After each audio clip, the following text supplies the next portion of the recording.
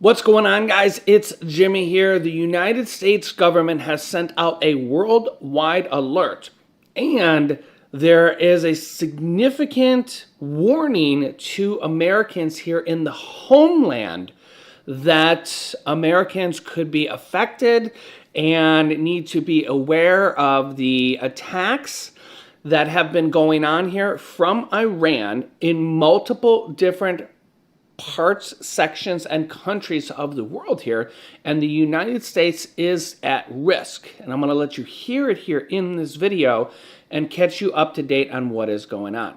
So let's jump right in. We are live here on the It's Jimmy Show on YouTube. Let me know if you can see and hear me. Type yes in the chat, and let me know where you're tuning in from, your city, state, or even your country, as we have people tuning in here from all around the globe. Don't forget to hit that like button for me, and if you haven't yet, subscribe down below so you don't miss out on future videos. Okay, first up, the Department of Homeland Security is warning of potential attacks, including here on the homeland in the United States amid the Iran operation. This alert was issued after a gunman opened fire in Austin, Texas as well. Take a listen here. You know, the Austin shooting and the attack in Iran are raising concerns about potential threats here at home. Chief Justice Correspondent Pierre Thomas is in Washington for us. Good morning, Pierre.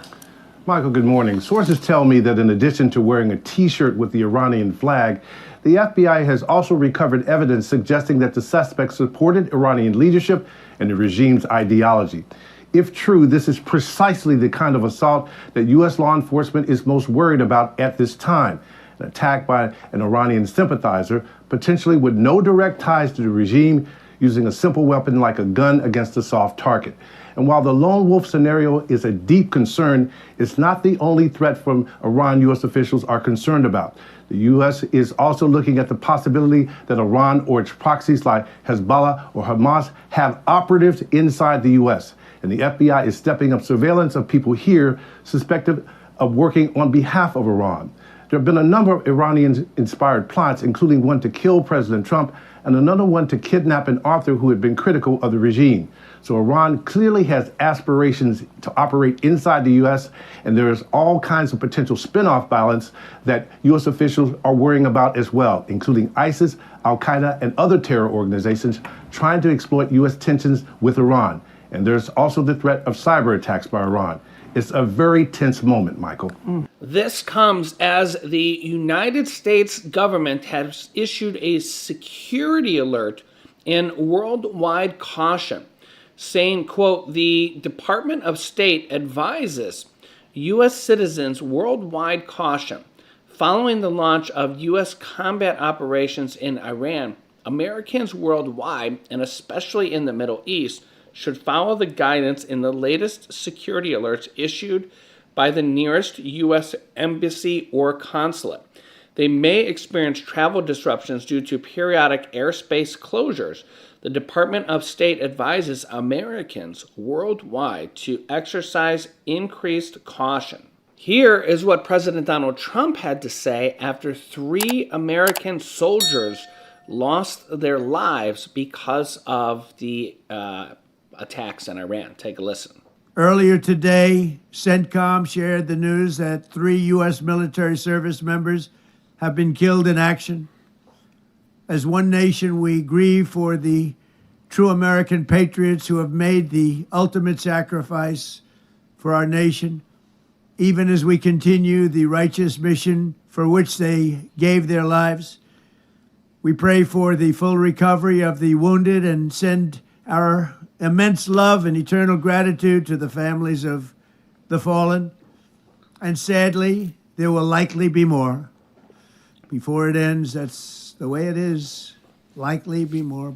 So President Donald Trump says that there will likely be more American casualties. That's the way it is. You guys can let me know your thoughts on that here in the comment section. This comes after news of Iranian drones striking the U.S. Embassy in Saudi Arabia. As war widens, Iran's expanded its targets Tuesday, striking the U.S. Embassy in Saudi Arabia as Washington began to pull many staff out of the Middle East. The U.S. and Israel battered Iran with airstrikes in what President Donald Trump suggested was just the start of a war that has severely disrupted the world's supply of oil and gas, international shipping, and air travel. Trump says it could last weeks, and this could be just the beginning. This comes after the Dubai airport was also struck by Iran attacks. Take a look here.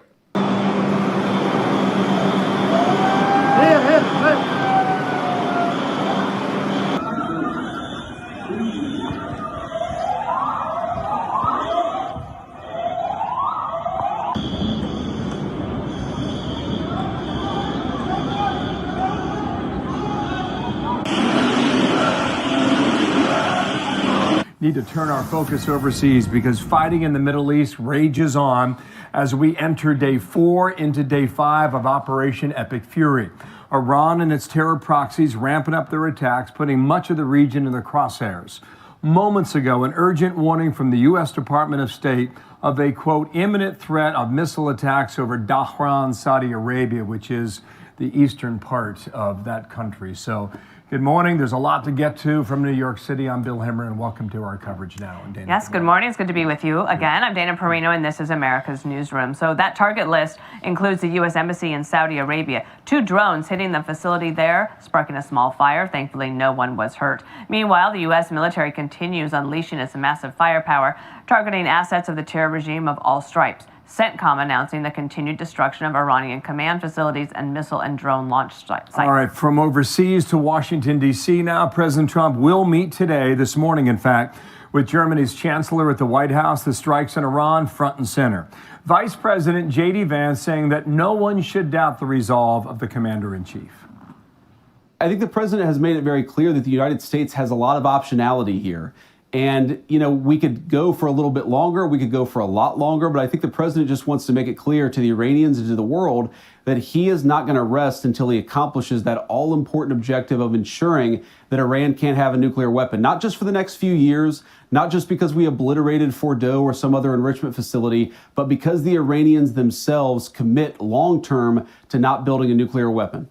And Jennifer Griffin is live in Washington with the latest. Good morning, Jennifer. Good morning, Dana. Well, there are increasing indications that some of the Gulf states' air forces may enter in carrying out airstrikes against Iran. They have been taking so much incoming in terms of ballistic missiles and drones that I'm told that, quote, the next 24 hours is going to be intense. A line has been crossed.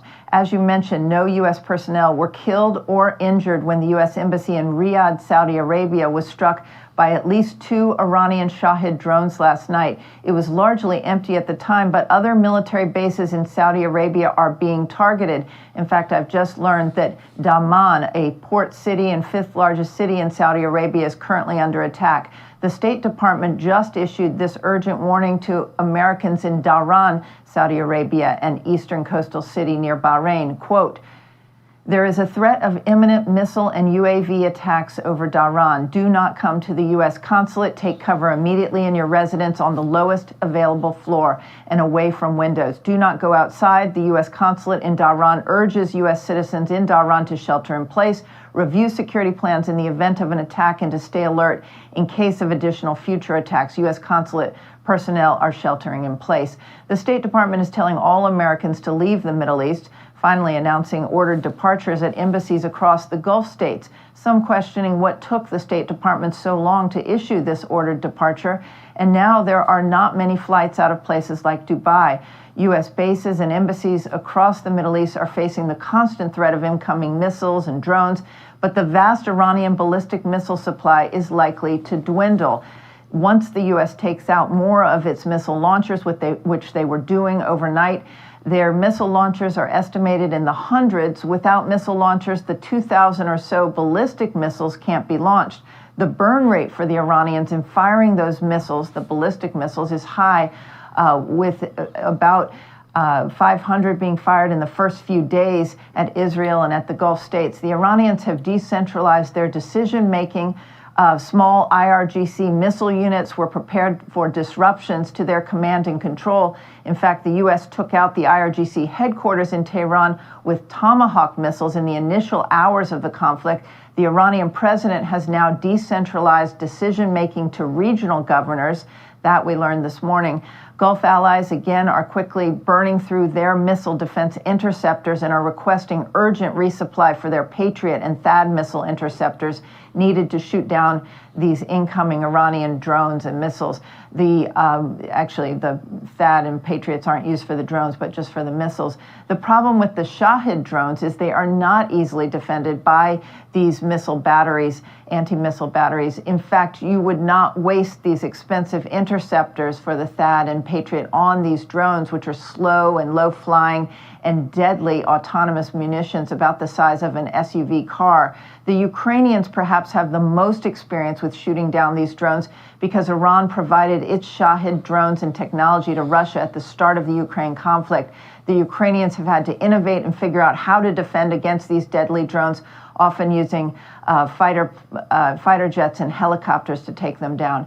The death toll, back to earlier this week, the death toll now from the Iranian attack on U.S. forces that left 6 dead has not risen. We're told 18 U.S. troops remain seriously injured from that strike on their tactical operations center.